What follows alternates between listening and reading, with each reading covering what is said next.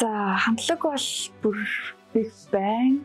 Би бол бүр яг тусны VIP байхгүй юу. Тэгээд Big Bang-ийн тоглолтыг угаасаа үзэж байгаагүй. Ер нь бол одоо энэ үзэх хэсгийг бол би мэдэхгүй л байна л да. Одоо ирээдүйд тэр хэдэн тоглолт хийхийггүй амар эргэлзээтэй байгаа штэ. Гэтэ одоо Terry-ийн тоглолтыг үзнэ гэж байгаа лээ. Баяртай. Гэхдээ ер нь Big Bang-ийн перформансыг үзэх чинь өөрөө бүр амар гоё ахгүй яа. Тэгэхээр саяны сүүлийн мама дээр тайзан дээр GD гарч ирээл. Яа би уйлж муулаад бүр тэнцээ би лайв үзчихсэн байхгүй юу. Тэгээд уйлж муулаад ингээл амар драматал ингээл хамаг өнгөрсөн бодол бичсэн чи араас нь нөгөө Terry Dixon хамт гараад ирдээ ёо. Тэгэл тэр тоглолт бол бүр амар байсан. Тэр амар перформанс байсан. Тэгээд бүр нэг юм хамаг хүүхэд насны юм ухаж гаргаж ирээд хамаг юм аа юм нэ.